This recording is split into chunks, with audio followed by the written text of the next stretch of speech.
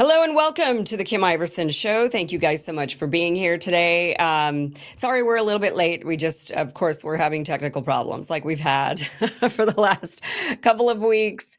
Still trying to sort it all out, and we're not done. To be quite honest with you, we still have a lot that we have to fix because we had kind of an all system crash a little bit ago. And I know many of you are saying, Kim, somebody has hacked into your stuff and they're trying to shut you down. And maybe, I mean, honestly, because it just seems to be never ending with the tech stuff. But we're here. We're here now. Thank you guys so much for being here tonight. We do have a really great show for you. We are going to be talking about, of course, the war in Ukraine and how that is escalating, how Joe Biden is basically giving us he's decided to give us a parting gift, and that is World War III. So we will talk about that tonight, as well as the latest with what is going on with Israel. We also have, let me just check my notes here. We also, there's a lot of random stuff going on with just stuff that we found all over the internet that thought that you should absolutely see. Trump wanting to censor. Yeah, I mean, right. Everybody thought Trump, we get the anti-censor guy, but he actually does want to censor. I'll show you what he wants to censor. Of course, it's anti-Semitism and threatening to basically sanction colleges if they don't go after people who spew what they call anti-Semitism. Who gets to say what anti-Semitism is? Also, Oklahoma has announced that they're going to be putting Bibles in the classrooms. Kind of think that might be against the Constitution, but we'll talk about that. Also, some like Mossad or Zionists or Israel, I'm not sure exactly. They might even be Mossad, say that they're monitoring every U.S. official in the country, that they've got eyes on every single U.S. politician. We'll talk about that tonight as well. Let's start off with the absolute meltdown that Democrats are still having. They just don't get it. They don't understand why Americans voted for Donald Trump, why the majority of Americans voted for Donald Trump, why he won the election in a landslide when it comes to the Electoral College. They still cannot get it. And now they're freaking out even more as he makes his cabinet picks. And he's picked some really great ones. There are some cabinet picks I absolutely love. And then there are some cabinet picks that I think are a disaster, but I'm kind of wondering if it's strategic. Like Marco Rubio, for example. Marco Rubio is the biggest warmonger. Marco hasn't met a war he doesn't like or a regime change he doesn't like. Marco Rubio loves all of that. So why would Donald Trump, the guy who says that he's anti-war and he wants peace, why would he select a guy like Marco Rubio? And by the way, Trump's first term as president back in 2016 to 2020, Marco Rubio was in the middle to the bottom of senators who voted alongside Trump's agenda. So whatever Trump wanted, Marco Rubio was not a Trump loyalist or somebody who voted alongside Trump. In fact, he was on the lower echelon when it comes to GOP senators. So why would he select this guy? Unlike Ted Cruz, for example, who voted for practically everything Donald Trump wanted. Why not make Ted Cruz your Secretary of State? Why Marco Rubio? And I kind of wonder if this is a real strategy. One of the things that Trump said is that he liked having John Bolton standing next to him because John Bolton was so crazy. Everybody knew John Bolton was crazy, and he also had never met a war or regime change he didn't like. And so people were worried that John Bolton was whispering in Trump's ear to start a war. So even though Trump has this anti-war rhetoric, which is ultimately what he won on, one of the reasons he won, I shouldn't say it's ultimately the reason he won. I think it's a big reason why he won, but I think the economy and immigration were number 1 and 2. But John Bolton standing there made everybody nervous. And I think Marco Rubio as Secretary of State, I think it might have been one of two things. One, I think it makes everybody nervous that he's got this guy who just loves war. I mean, Marco Rubio, back when he's one of the goriest, most outwardly lovers of war. When everybody in government, both on the left and the right, was trying to oust Maduro from Venezuela and install Juan Guaido, Marco Rubio's Twitter account, I think it might have even been banned or censored. Because he was posting all of these really gory, bloody images of Gaddafi and Gaddafi being murdered. And he said, "You're next" to Maduro. He kept using these images and saying, "You're next, we're going to get you." So Marco Rubio is really, he's a crazy one. So Why would Trump do that? I think it was one of maybe two things. One, it makes people, even though Trump might have desires to not start wars, at least with Marco sitting next to him, it kind of gives that, it's kind of like the good cop, bad cop. And Marco Rubio can really be the bad cop saying, yeah, we want war with everybody. We're going to get you. We're going to get you. And then Trump could be like, so now do you want to negotiate? Or now do you want to do a deal? Or let's talk, let's talk turkey, guys. And maybe then they could come to a peace agreement. So maybe it's some sort of like a strategy on that front.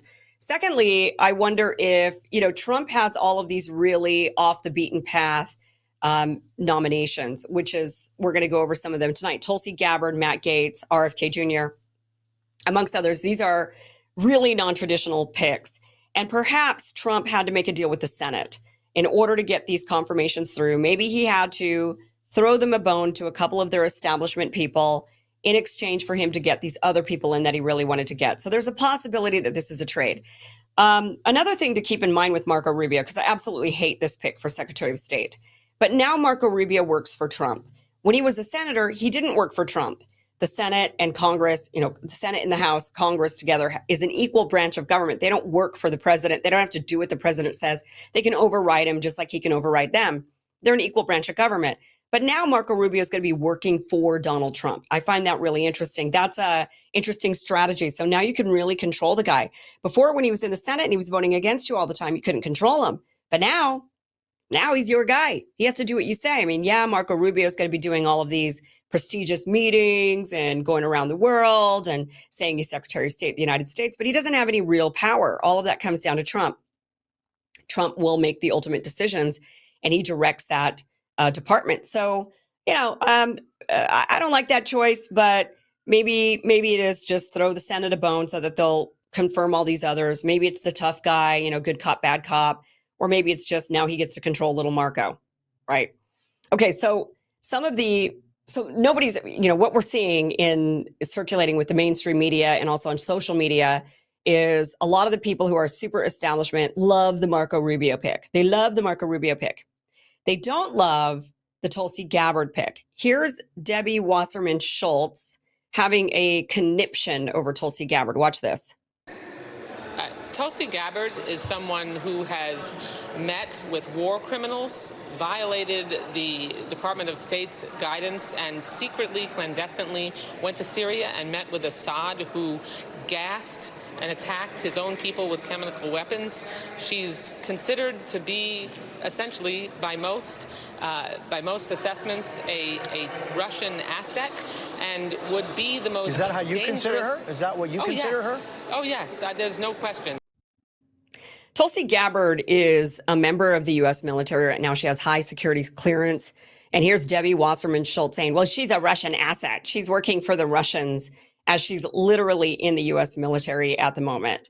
Debbie Wasserman, when Debbie says this type of things, I wonder if Debbie is secretly a GOP asset. If she wants to accuse people of being assets, maybe she's a GOP asset, because when she spews this kind of nonsense, all it does is make people hate Democrats more. It makes them turn towards the GOP because Debbie Wasserman Schultz sounds like an absolute lunatic saying things like this. Oh, yes, again, Russia, Russia, Russia. How many times have you accused people of being Russian assets? Never have been proven correct on that. Never finding a single Russian asset amongst you. And now you're just losing elections and you're just dead set on losing more. So I don't know, Debbie, are you on the GOP payroll? Are you a double agent? You're really working for the GOP and you're spewing this stuff so that people just be turned off by Democrats completely. So Debbie Wasserman Schultz is, she's the embodiment of the meltdown that people are having over Tulsi Gabbard being nominated for the Director of National Intelligence, which means she's going to be giving Trump the intelligence briefings every day. And that is going to be then determining what the Department of Defense does. And, not the Secretary of State. He's not going to be listening to Marco Rubio, who's going to be saying, war, regime change. He's instead going to be getting the intel from Tulsi, who's going to be giving him the information. And then he would be determining it, making decisions based on that. So Democrats are having a meltdown. Let me just also show this clip of Matt Gaetz, because Democrats are trying to create a shadow government. We're going to get to that. But this is why they're afraid of Matt Gaetz. Watch. This is why I love Matt Gaetz. I love Matt Gaetz. I love this selection for him as Attorney General. This alongside Robert F. Kennedy Jr. and Tulsi, these are my favorite picks. Here's like a documentary, a part of a documentary that was done, I believe, by Blaze Media. Here's Matt Gaetz just really exposing the corrupt establishment. Watch this. Congressman Gaetz offered to take us on a tour.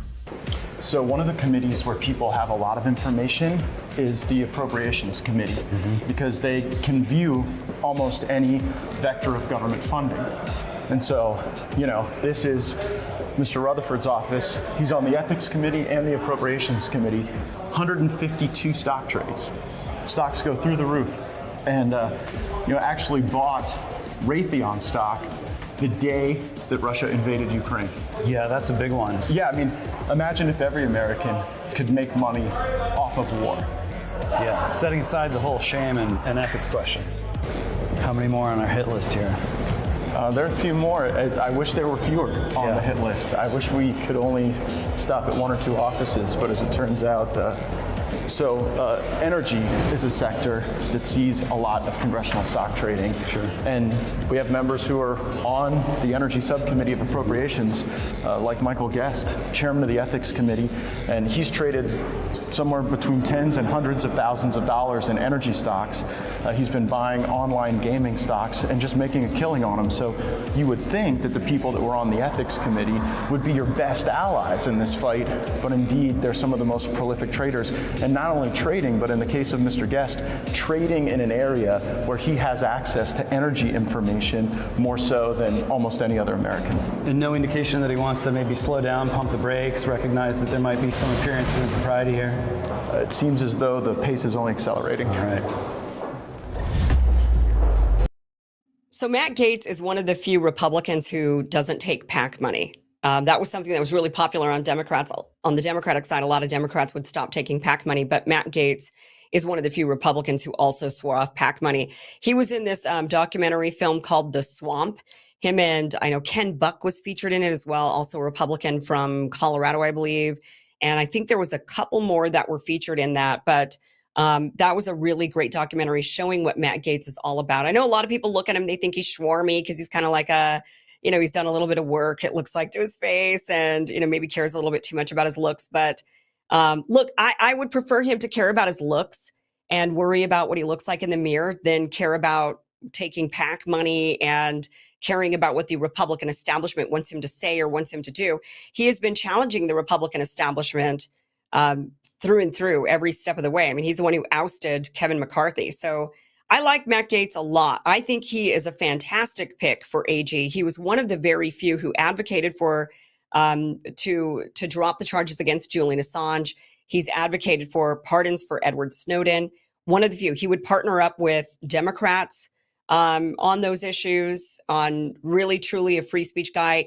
He voted against, he's really pro-Israel. Everybody in Trump's cabinet's pro-Israel. But Matt Gaetz, even though he's pro-Israel, he voted against, he's not bought, he takes no AIPAC money whatsoever.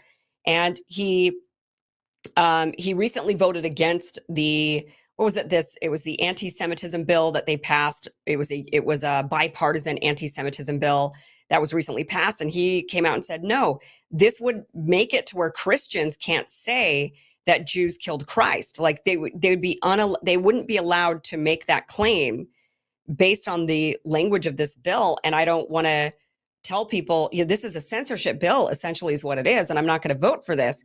So Matt Gaetz, he's a fighter. I like this guy a lot, but a lot of people hate him. They smear him. They say that he's a pedophile or he's, done things with underage girls or whatever. They've never been able to actually find any evidence of that. It's just smears. And you can see why they smear the guy. They smear him because they cannot stand the fact that he actually speaks up against the establishment. Robert F. Kennedy Jr., here's another one. This is one of my favorite picks. I love. I wasn't going to vote for him for president because I don't like his pro-Israel stance, but I do love him as head of Department of Health and Human Services. I absolutely could not think of a better person to lead up this department. Here's him talking about the corruption of Anthony Fauci. Watch this. I was saying not one of the 72 vaccines mandated for children has ever been safety tested in pre-licensing placebo-controlled trials, not one. Tony Fauci was saying he's lying. In 2016, President Trump appointed me to run a vaccine safety commission. And he ordered Fauci and Collins to meet with me with White House counsel, present. And I said to Fauci at that meeting, you say I'm lying. For 8 years, you've been saying I'm lying about this. Show me the study. And he said, I don't have it here. It's back in Bethesda. And I'll send it to you. I never got it. So I sued him. Me and Aaron Siri, and after stonewalling us for a year, their lawyers met us on the courthouse steps and said, yep, you're right. We never had any study. And they gave it to us in writing. You can go to the CHD website, my website, and you can see that letter from HHS. Jeez, yeah. So Robert F. Kennedy Jr. is making them all scared.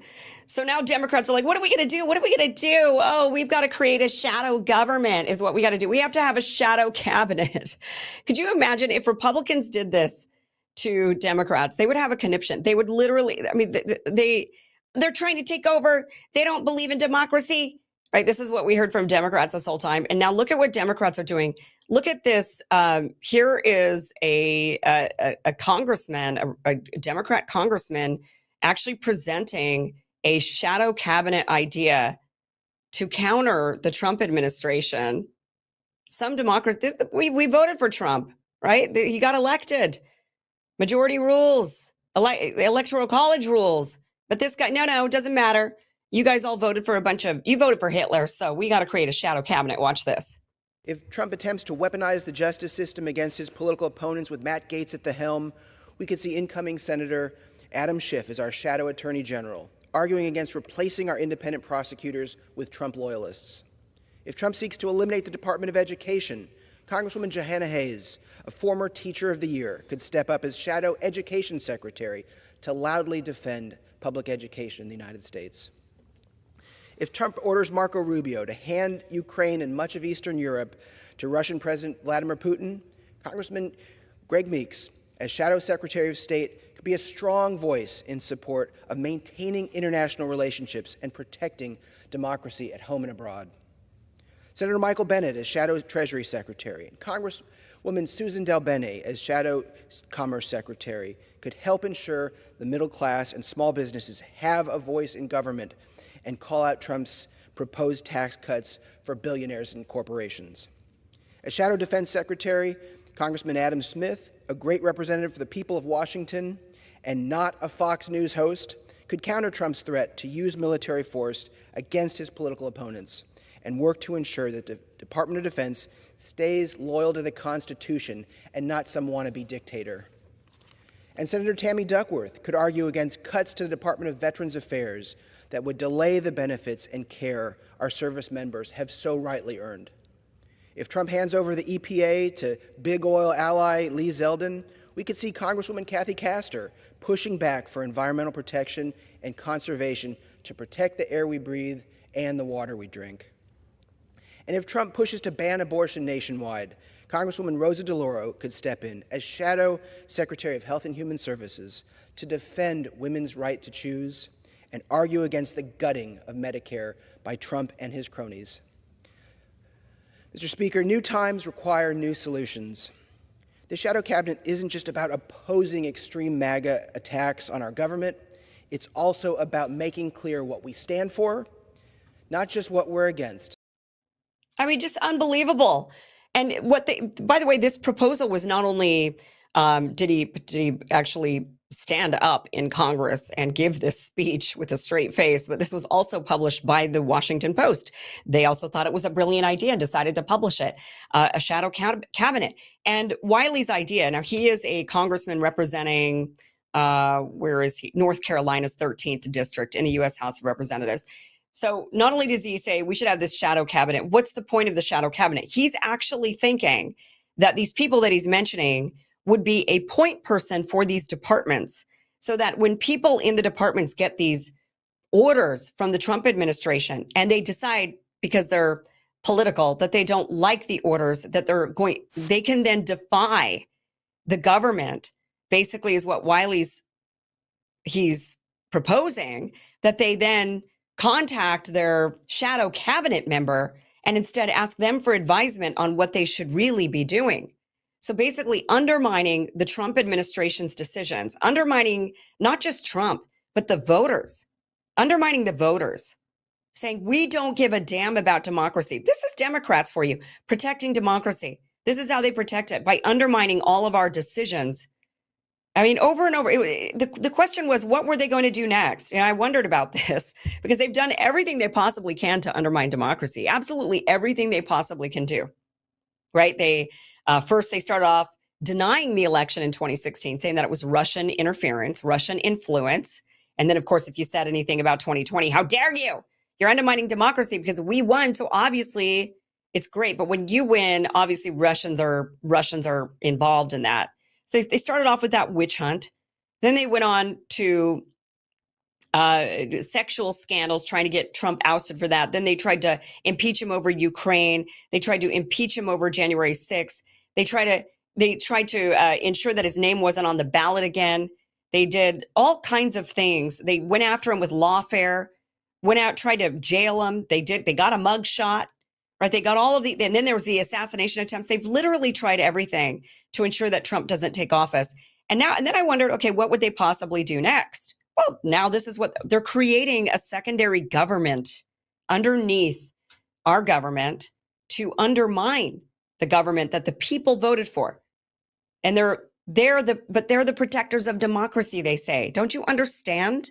They're protecting us by trying to kill the guy, remove him from the ballot, impeach him, get rid of him in every possible which way. They tried to use January 6th and said, now he's not even eligible to run for president because there's, if we impeach him and if we get him on this, then there's a provision in there that if you've committed an act of treason against the country, then you can't run for office. And so that's the way we're going to make sure he doesn't run. I mean, they've tried everything to undermine democracy. And this was just, now they're just blatantly putting out there for the public, we're going to have a shadow government. And he actually names the names so the people in these departments can go and contact those people when they have a question because they don't like what the Trump administration is doing. I mean, just unbelievable bullshit that these Democrats are continuing. And you know what? They're just going to lose. Let them do this. Let them lose again and again and again. They're not protecting anything. They're destroying democracy by claiming they're protecting democracy. That's how it usually goes. I see this same story time and time again. We're murdering people because we are protecting others from being murdered. So we have to massacre all of them. We have to commit a genocide in order to prevent a genocide. I mean, that's this type of logic. I mean, it's just, I guess it's human nature. That's the only thing I can write it off. It must be human nature. It just must be human nature to have these sorts of bizarro thoughts of, we need to undermine democracy to protect democracy, or we need to commit a genocide in order to prevent a genocide, or we need to, whatever it is. I mean, just total insanity. Speaking of mainstream media, because Washington Post decides to also publish this and put it out there for all the readers to read so that they know who the point people are in those departments. That's why the Washington Post decided to even publish this ridiculousness. This, I thought, was when I first saw this video, I thought this was originally at the state level, like no actual U.S. congressman would present a shadow government. This is kind of the antics sometimes you see at the state level. But no, he did. The U.S. congressman does this. And then I'm thinking, okay, everybody's going to ignore this. Oh, no, how stupid of me. The Washington Post actually publishes it for everybody to read because they want you to know about the shadow government. But they're not the only idiots. New York Times, I have to share this with you before we move on with the show. But, RFK Jr., everybody's just up in arms that this guy is going to be in charge of our health. The guy that's 70 years old and more fit than most people of any age. I mean, RFK Jr.'s got a ripped body. He's super healthy. He's clearly living what he's preaching. He's doing all the research. He's suing all these companies. He's got, as we saw in the video where he says, look, I went after them and I said, where's the research that these vaccines are safe? And then they admitted, oh, well, we actually don't have any of that research. Whoops. But, they can't believe that this guy is going to be the director of Health and Human Services. And so they're trying to smear him. So the New York Times, in their effort to try to smear him, I don't know if you heard of the claim about Froot Loops. So Robert F. Kennedy Jr. said that Froot Loops in the United States is made differently than it is in Canada. And he's wondering why in Canada do they have fewer artificial ingredients in their Froot Loops by the same company? Why is that American company manufacturing more artificial ingredients into the US product than they are into the Canadian product? So New York Times decides to do a fact check. And these are my favorite types of fact checks. So they fact check them and they say, Mr. Kennedy has singled out Froot Loops as an example of a product with too many ingredients. In an interview with MSNBC on November 6, he questioned the overall ingredient count. Quote, why do we have Froot Loops in this country that have 18 or 19 ingredients, and you go to Canada and it has 2 or 3? Mr. Kennedy asked. He's wrong on the ingredient count. They're roughly the same. So this is New York Times fact check. He's wrong on the ingredient count. They're roughly the same. But the Canadian version does have natural colorings made from blueberries and carrots, while the US product contains red dye 40, yellow 5, and blue 1, as well as butylated hydroxytoluene, or BHT, a lab-made chemical that is used for freshness, according to the ingredient label. He's wrong. There aren't more artificial ingredients in the US version compared to the Canadian. There's 4 more artificial ingredients in the US version than there are in the Canadian one. I mean, some fact check. And this is just because they know that the average reader is just going to see he's wrong. Oh, see, he's wrong. And they're not smart enough. They take advantage of the fact that not everybody's has excellent reading comprehension, or that not everybody has excellent reasoning skills, or whatever it is. Everybody's got their strengths and everybody's got their downfalls. And they take advantage of the fact that there are some people out there where their strengths are not reading comprehension and then being able to put all of this together. They hear he's wrong. They know they're going to believe he's wrong. And that's the end of the story. So what they caught him on was when Kennedy said there's like 18 or 19 ingredients in our Froot Loops and there's like 3 or 4 in theirs. And they're saying, no, oh, come on. The ingredient count is about the same. But Kennedy's point is actually true, because his point was there are way more artificial ingredients in ours than there are in the Canadian version. And if you look, so what is the reason for that? People would ask why? Why would the cereal maker in the United States add in all of these artificial colors and artificial ingredients into the US version and not put it into the Canadian version? Like, why not just make the same one product? I mean, if Canada's going to ban all of these artificial ingredients, why not just make the same one product and sell both products to the US and Canada? Why make a secondary product just for the US that contains a lot of artificial ingredients? The reason? Because the artificial ingredients make Froot Loops bright. That's why. When you get Froot Loops in the United States, the colors are bright. Kids like bright colors. They know this. When you get the Canadian version and you open it up, it's muted. The colors are not nearly as bright. It looks not as fun, not as interesting to kids' eyes. And so they're trying to sell products to kids, and they know kids are going to be attracted to the brightly colored Froot Loops, not the muted colored natural Froot Loops. And so they make them bright, and they poison our kids with artificial ingredients for sales, for profit. And Canada says you're not allowed to do that. You're not allowed to poison the population. And I agree with that. I know I get it. There's a lot of libertarian viewpoints out there that many of us share. And definitely a lot of us would like to see a lot less government control in a lot of areas of our lives.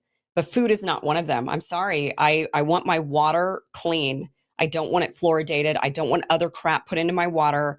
I don't want them to vaccinate me through water. I don't want them to medicate me through water. I don't want them to do any of that through my water. And I also don't want them to poison me in the food. I don't want artificial ingredients in my food when these are not allowed in places like Canada or Europe. I want the stuff that's going to keep us alive and healthy. And now there could be maybe, there's a way to say, all right, you're allowed to make the Froot Loops with all of these artificial ingredients, but you have to stick that in giant letters on the front of the box that this is made with a bunch of, maybe there's like a warning label, like what they do with cigarettes, or they could put a warning label and say, in Canada, this product is different. It's all natural. So I'll start asking some questions, and people will maybe stop purchasing it, or maybe, they just say, look, I'm all for giving people choices. If you want to poison yourself, I suppose, I by all means, maybe do that, but maybe they have to be forced to sell the Canada version and the US version here in the United States. and then people could choose which one they would prefer. Same thing maybe with Coca-Cola. I know there's this push that Robert F. Kennedy Jr. would like to bring in basically the Mexican version of Coke versus the US version of Coke. In Mexico, they use actual sugar, cane sugar. Here in the United States, we use high fructose corn syrup. He wants to make that change. Maybe there could be a way for people to have a choice. I think if people have a choice and they're educated, they're going to choose the healthier product, and the unhealthy product is going to go by the wayside. But it depends on how they price it. If they price it to where the high fructose corn syrup and all the artificial ingredients are cheaper, then poor people are only going to eat those. And that is a way to poison the population that I think is also really unjust and unfair. So, but I'm interested to hear from you on what you think of that. But the New York Times just really doing their damnedest to try to fact check Robert F. Kennedy Jr. in such a non-factual way. But I'd love to hear from you, your thoughts on some of Kennedy's ideas on cleaning up the health and the nutrition of the nation. Email me, Kim@KimIversen.com. We are going to go deeper into the cabinet picks as the week goes on. I've got some guests coming on that are going to be kind of going deeper into these various different picks, like Tulsi and Hegseth, and there's a variety that he's just named them so fast. So we will get to a lot of those other cabinet picks, but and we will continue to watch Democrats melt down and say that they're creating a shadow government and that people don't have to listen to the duly elected government of the United States. All right, guys. When the doctors at Brickhouse Nutrition announced a Black Friday sale, this is a big event. Now is the time to save a bundle while you reboot and optimize your health. This is the biggest sale of the year on everything.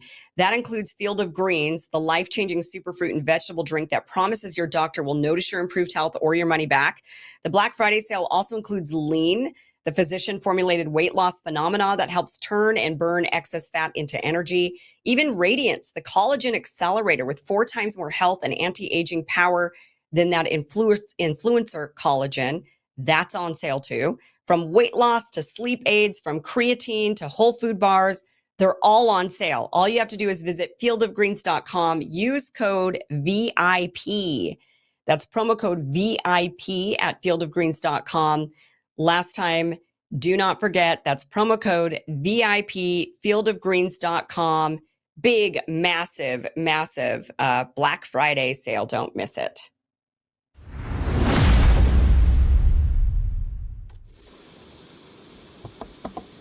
All right, let's go ahead and talk about the war in Ukraine that seems to be ramping up. Joe Biden apparently is giving us a wonderful parting gift, and that is World War III. World War III. We're going to bring in Ben, and he's going to give us the rundown on what the heck is going on. What is the latest with Ukraine? Ben, where are you at? I'm here, Kim. Okay. Thanks for having me. Yeah, so let's talk about Ukraine. Yeah, so Joe Biden has apparently authorized the use of long-range missiles to target, quote, deep inside Russian territory. This has obviously been something that Zelensky has been lobbying for quite a long time.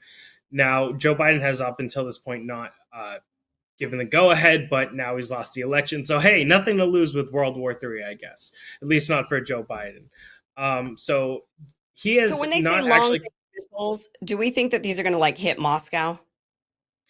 I mean, there's already been drones that have hit Moscow, and Vladimir Putin, the Russian president, actually said something along those lines. They're already hitting us deep inside our territory. The difference here is the type of the artillery, I guess, and the expertise and technology needed to operate such. Right, and this is a problem specifically in this case, right? Yeah, specifically in this case, it's ATACMS that have been authorized.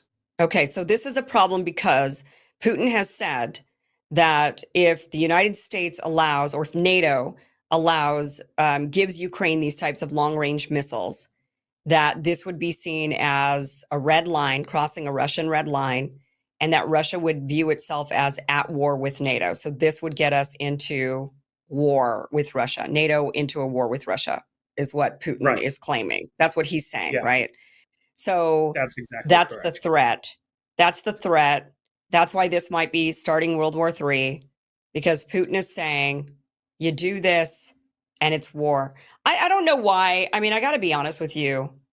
I don't know what the big deal is. And the reason I don't understand this, because first of all, what did Putin expect? I mean, if you're at war with Ukraine and you invade Ukraine and you're hitting their cities and you're pummeling them, I mean, you got to expect they're going to try to pummel you back. I mean, that's what war is. I mean, that's how war works. I mean, that's what we're sitting here talking about, right? We're talking about if Ukraine is allowed to use these missiles that's going to strike into Russia, Russia's going to retaliate and strike us, right? They're going to strike into NATO. That's what they're basically saying to us. So that to me is like what you expect when you hit somebody else, when you hit another country with weapons, you should expect they're going to hit you back. So I'm expecting that. I'm expecting if we hit Russia with weapons, they're going to try to hit us back. Why wouldn't Russia use that same logic? If you hit Ukraine with weapons, why wouldn't you think they're going to take the war outside of just Ukraine and they're going to hit you back? I mean, and not only that, I don't understand why, not that I'm advocating for that, but I'm just saying to me, that's the logic. The second thing is also why is this what causes you to think that you're at war with NATO? You're at war with NATO. You've been at war with NATO this whole time. NATO's been supplying Ukraine with all the weapons. This war would have been over by now had it not been for NATO supplying Ukraine with weapons. So why is this this is the red line that says I'm at war with NATO? Buddy, you've been at war with NATO this whole time. We know that.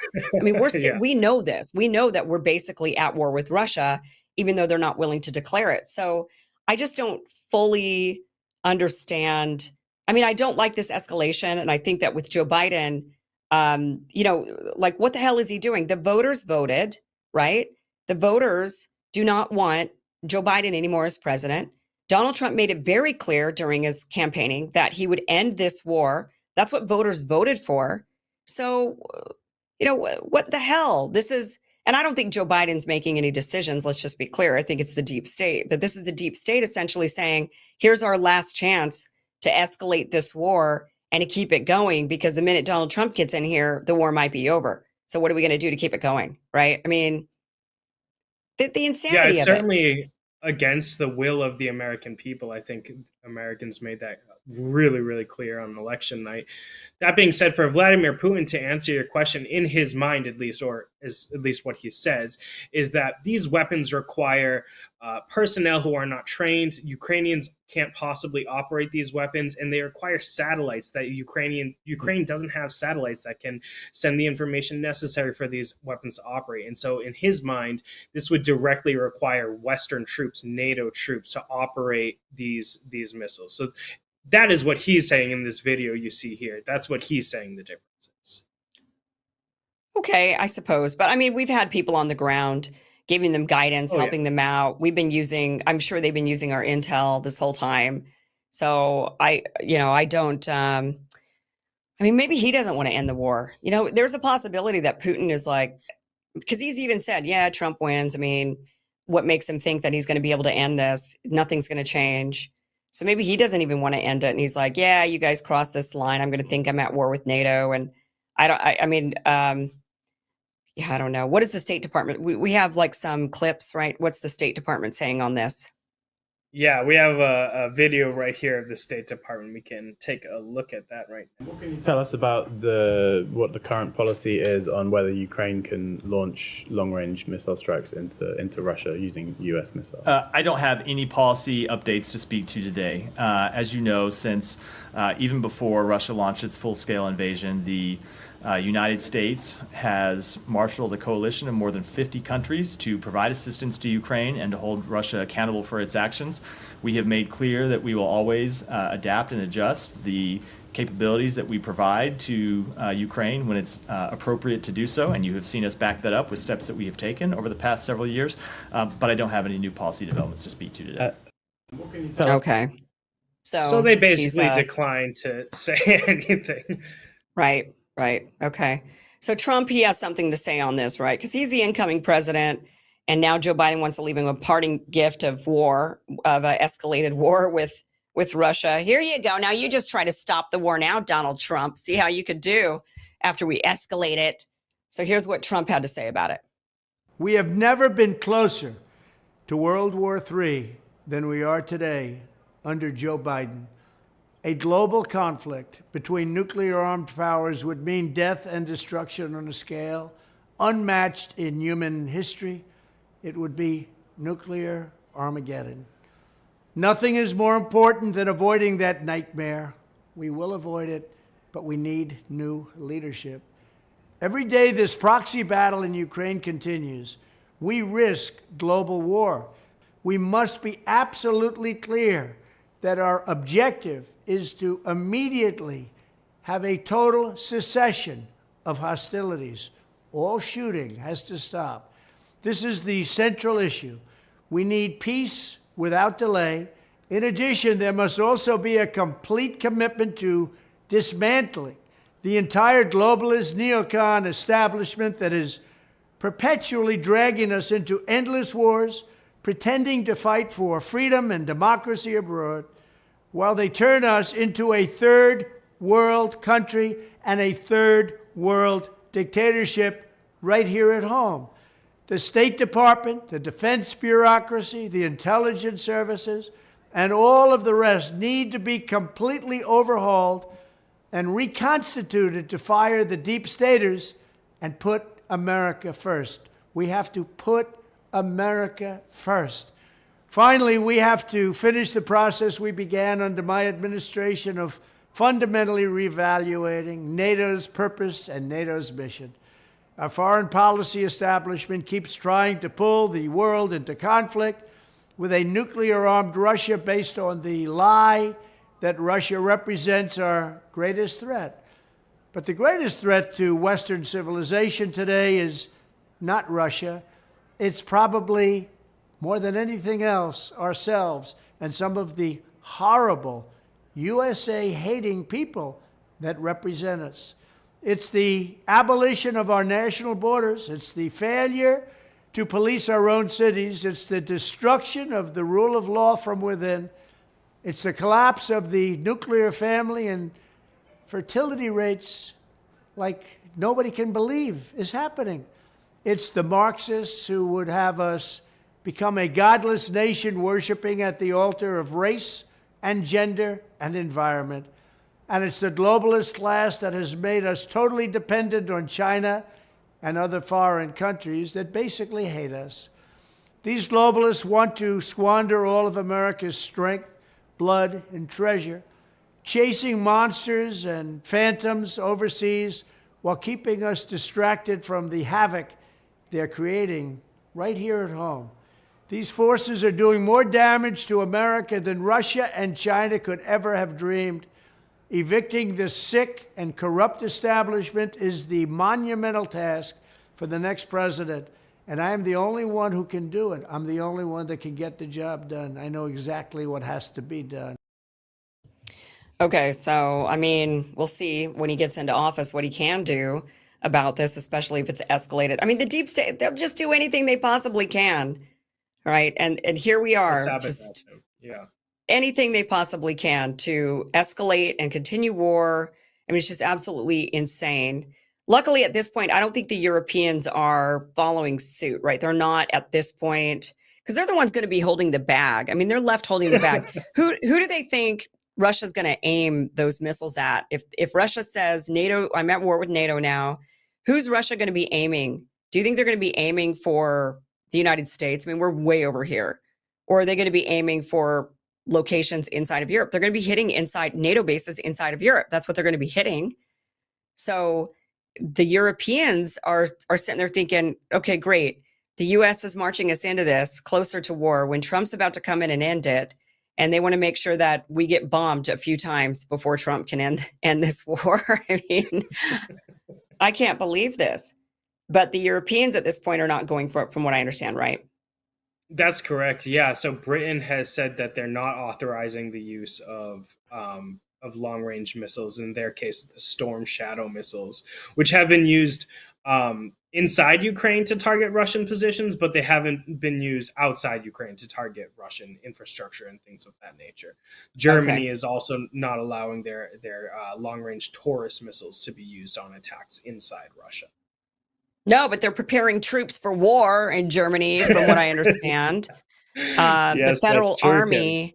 Right? The federal army has begun instructing German companies in anticipation of a potential military conflict, and the possible extension of the Ukraine war to the rest of Europe, reports the German newspaper Frankfurter. I can't pronounce this in German. Anyway, a German newspaper says in its digital edition on Monday, the basis of these preventative preparations is so-called Operationsplan Deutschland, a strategic document of over 1,000 pages developed by the government and senior military officials with secret details whose content has not been disclosed. Its main objective is the defense of the country's critical infrastructure from possible external aggressions, including cyber attacks. Okay, so I guess, they're not looking at deploying these troops to actually go fight Russia. They're thinking that Russia's going to attack them, that if the United States, this is the kind of crap, right? So the U.S. says, all right, we're going to go ahead and let you use these long-range missiles. All of Europe starts scrambling. The Germans are like, oh my God, what if they start hitting us? So now we have to scramble and make sure that we have the defenses. And I don't know what kind of military the Germans even have, because they're not allowed. They kind of started a couple of world wars, so they're not really allowed to have much of a military. So I'm curious what sort of military they even have in order to have this sort of self-defense. But I'll tell you what, this would be the first time we're on the side of Germany in a world war, if it gets to that. And I don't know if that's, what's that Germany saying? tends to lose world wars, so. Well, and not only that, but not be on the right side of them necessarily either. So, but we're siding with them this time around. Okay. Interesting. Well, we'll see what happens. First, so the U.S. is authorizing these, but they've got to, like you said, it takes a lot of training, it takes equipment, it takes satellites, it takes people to operate them. So how quickly do we think they'd even be able to start firing these suckers off? Do we know? There's no indication whatsoever.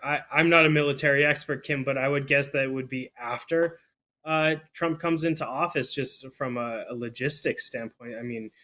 Remember how long it took us to get tanks to Ukraine? It took months for us to get tanks. Right, exactly. So it's so this could just be signaling, is all this could be. This could be just literally signaling of Joe Biden being like, yeah, we're going to let you have some weapons. They won't get to you for 6 months, and by then Trump will be president, and he'll like reverse the authorization. But at least you could say Joe Biden did everything he could to help you. Maybe It's just, maybe that's all that this is, but I don't know. Maybe we'll talk more to some military experts later on in the week about this and see what their assessment is of it. But hopefully it doesn't actually escalate into anything, and we don't see that war escalate. So, all right, we are going to do another break here, a commercial break. But those of you watching on YouTube, we're shutting it down on YouTube now. We are going just to Rumble only. This is a Rumble exclusive show. So if you want to catch the rest of the show, which we're going to be talking about the new censorship that Trump might be putting out there. Also, some like Mossad agents basically admitting that they monitor every U.S. official. We're also going to be talking about the latest in Israel. There might be a ceasefire agreement. So if you're watching on YouTube, now's the time to move over to Rumble. If you're watching on Rumble, keep watching, because we still have a whole lot more show left to get to.